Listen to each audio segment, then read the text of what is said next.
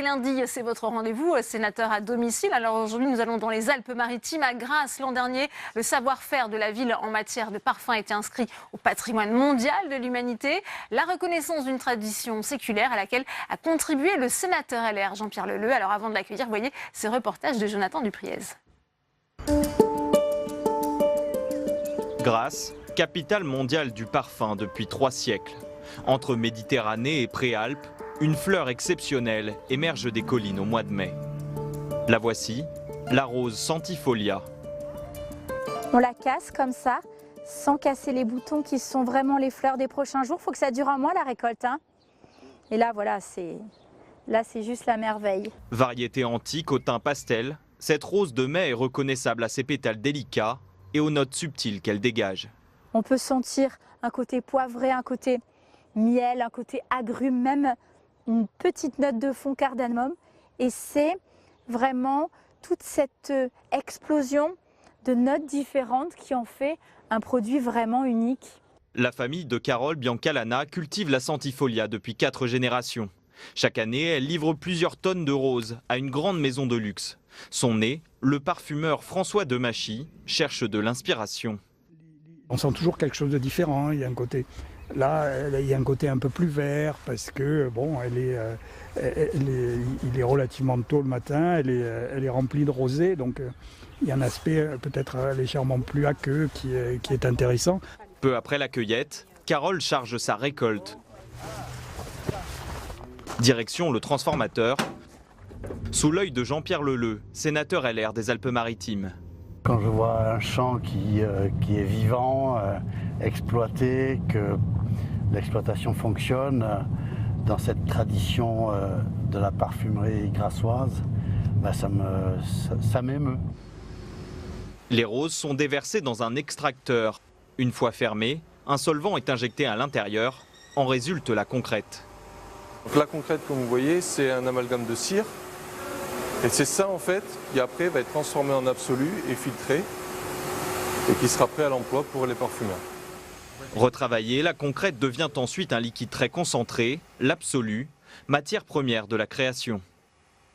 C'est ici, en plein cœur de Grasse, que François Demachy expérimente ses futures créations. En moyenne, plusieurs centaines d'essais sont nécessaires avant de trouver la recette. Moi, voilà, par exemple, moi je crée une formule, c'est-à-dire en gros une recette. Dans cette recette, il y a les matières premières et les quantités. Donc ça concrétise une idée du parfum. Il n'existe pas de bon parfum sans technique, mais il n'existe pas de bon parfum non plus uniquement technique. Il faut une part un peu, j'allais dire, humaine d'inspiration. De la fleur au flacon de parfum, les savoir-faire grassois ont été classés au patrimoine mondial immatériel de l'UNESCO en novembre dernier. Une bataille de 10 ans, entre autres portée par Jean-Pierre Leleux, l'ancien maire de Grasse. Ce que nous avons voulu, au travers de la démarche UNESCO, c'est de sortir d'une image un peu classique et luxueuse, en réalité, du parfum, avec des publicités merveilleuses, un flacon magnifique, un liquide à l'intérieur qui fait rêver. Mais si on traverse notre regard sur ce flacon et qu'on regarde comment il en est arrivé là et par quel travail et au bout de combien de générations, là on touche du doigt quelque chose de plus important, de beaucoup plus humain, parce que depuis maintenant le XVIe et le XVIIe siècle, c'est l'activité de ce territoire. La ville compte surtout sur ce nouveau classement pour se protéger. Le pays grassois pèse 10% du business mondial du parfum, mais l'Inde ou encore le Maghreb cultivent des fleurs à prix cassé. Les ingrédients de synthèse menacent eux aussi la profession. Bonsoir Jean-Pierre Leleux, merci d'avoir accepté notre invitation. On vient de le voir dans ce reportage de Jonathan Dupriez, ce classement de l'UNESCO, c'est un combat que vous avez porté. Il a récompensé ce savoir-faire artisanal qui remonte au XVIe siècle. Il a fallu 10 ans, ça a été long d'attendre ces 10 années pour obtenir ce classement? Oui, c'est une démarche longue, c'est le temps à peu près qu'il faut, et je le dis à ceux qui candidatent, il faut du temps. Et c'est bien normal d'ailleurs parce qu'on approfondit le sujet et les procédures qui sont exigées à la fois par le ministère de la Culture pour une reconnaissance nationale et à la fois par l'UNESCO sont assez strictes, draconiennes, précises, rigoureuses.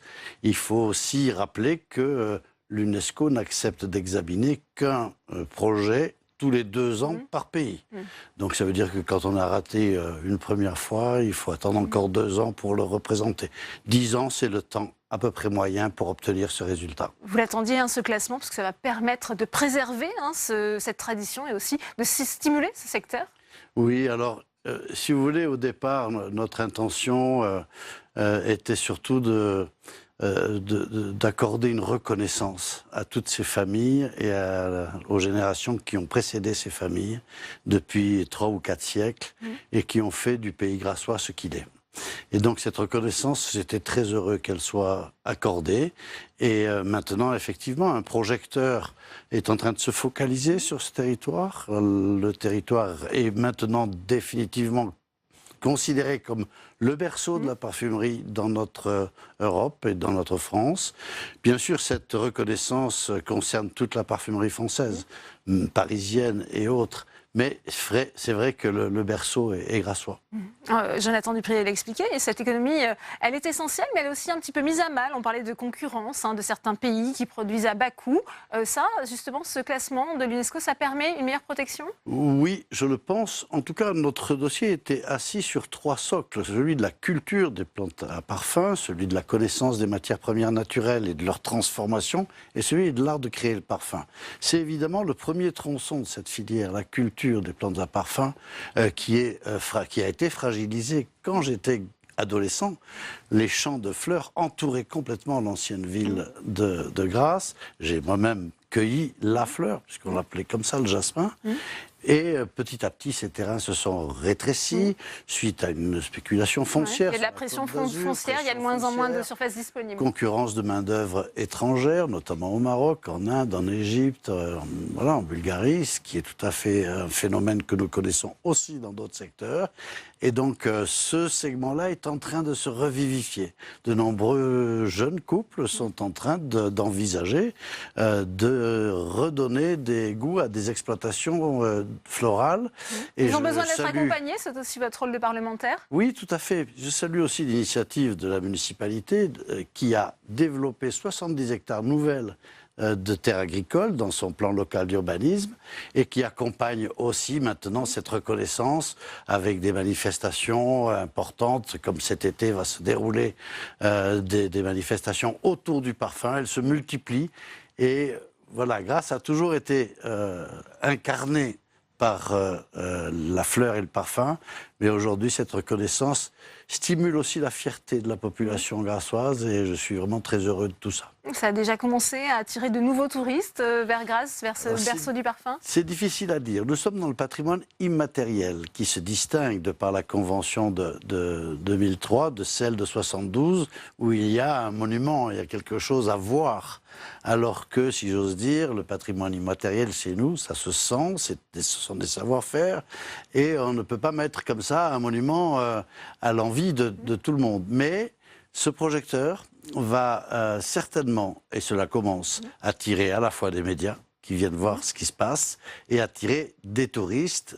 Il nous reste à nous de savoir bien les accueillir et de leur montrer réellement ce qui se passe pour créer un parfum. Il faut les amener dans les champs de fleurs, il faut les amener dans les ateliers de transformation, il faut les faire rencontrer un créateur parfumeur tout autour. Toutes les étapes de la production qui sont les étapes de parfaitement la représentées à Grasse. Pour bien connaître. Et d'ailleurs, une fois qu'on connaît bien la méthode que suit le parfum de la fleur au flacon, eh bien, ça donne des idées aux clients aussi de choisir le parfum qui lui convient. Eh bien, merci à vous. Merci Jean-Pierre Leleux d'être venu en parler sur ce plateau.